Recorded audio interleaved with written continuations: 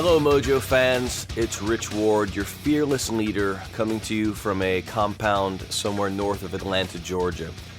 And what I'm here to speak about, or speak on, if you will, today, it's really cool. I moved into this new house about 2 years ago, and in the moving process, I took all of these old mini discs, DAT recordings, CDs, and put them all in a big box. Anything that was unlabeled or was labeled Mojo, 6-Speed, Fozzy, Duke, and I didn't really know what it was. So I put it in this big box, and as my summer project, I've been going through all of these old, tapes and listening to them. Sean Delson, Bassist to the Stars, lets me borrow this old DAT player, and I start going through all of these DAT recordings of all these things I haven't heard in 10, 15, 20 years. And I have found gems orama. Now, after a couple of months of going through them, remastering, remixing some, I have come up with the ultimate collection of just gems and never heard before pieces. I mean, literally never heard before by me. I mean, I recorded it, it went on a DAT recording, never to be heard again. And these are just really cool demos. Some of them were used later in different forms on records. The bottom line on these demos are, it's a great inside look at the band. It's a young band that was just trying to figure out who they were, man, and these demos kind of chronicle that journey, that path. So I know you guys are going to dig this one.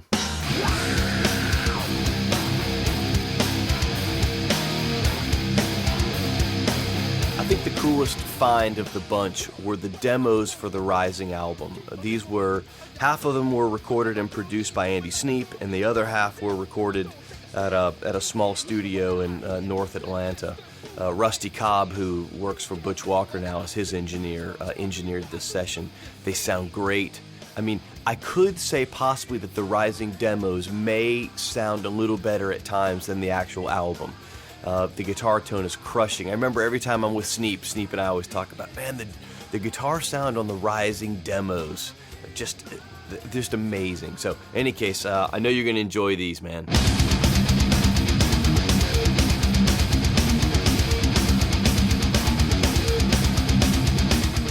The Rising demos that we did with Sneap all have the full band on the recordings, and the other half that we recorded with Rusty Cobb were just instrumental versions of these songs because we hadn't even written the vocal parts yet. So these were just kind of demos to let us know what the song structure was like and to give them the bones to kind of work on vocals. Another really cool thing about the instrumental tracks as I was going through them is there's a song in those demos that I don't even remember. It's like a track that never appeared on anything. None of the riffs appeared on anything. It's just an anomaly. It's this one song that I guess we were feeling until we really weren't feeling it. But listening back to it, the song is crushing. It's a great song, man. I think you're really going to enjoy listening to this one. And I think overall these Rising demos are great. It's a cool find, and I'm honored to be able to share them with you guys.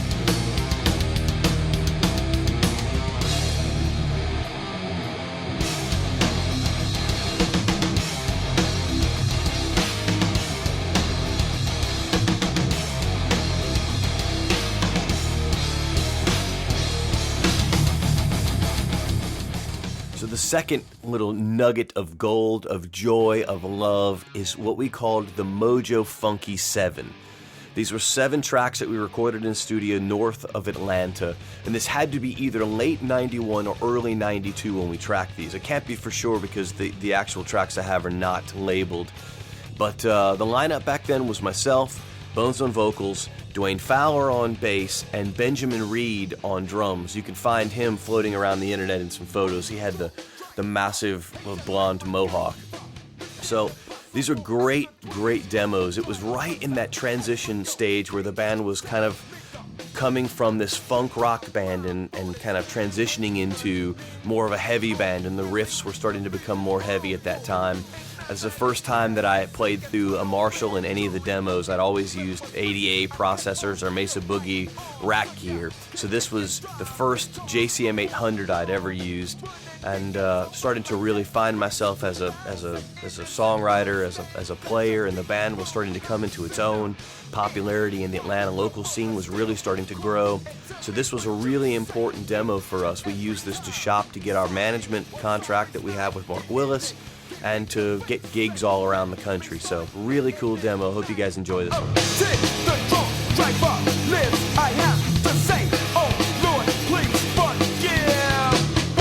So we've got 7 tracks from the Funky 7 demo, and then along with that I've got 3 tracks which were the original Castle demos from 1993.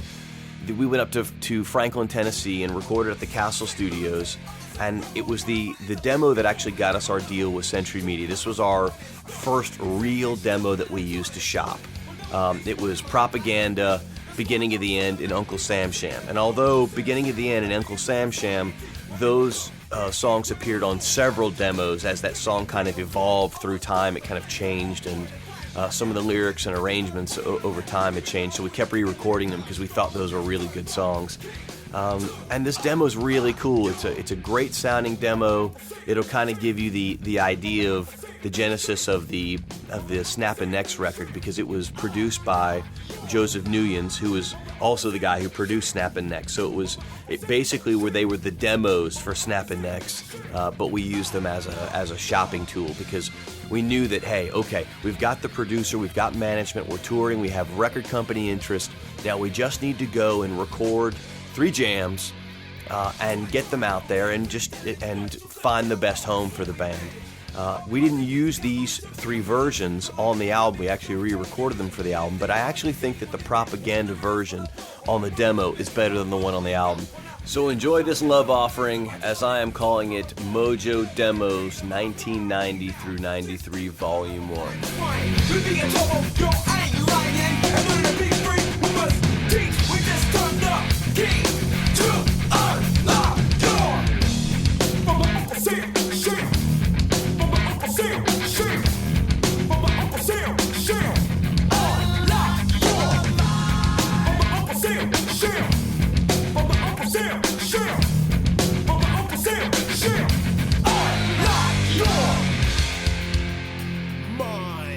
Last but not least, in this new Stuck Mojo offerings to the people of the globe, are my Declaration of a Headhunter instrumentals.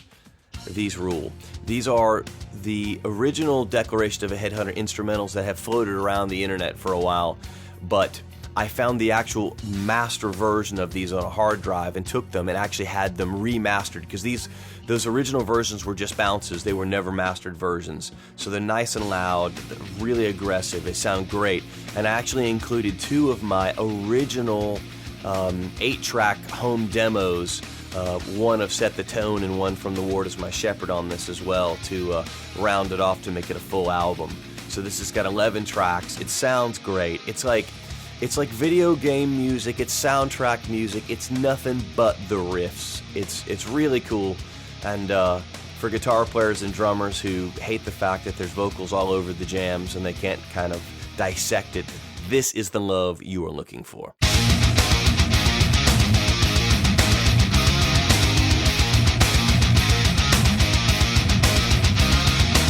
So I hope you guys really enjoy all these. Just know that I appreciate everything that all of you fans have done for me over the years, and hope this can be just another chapter in the offerings from the Duke of Metal. See you guys later.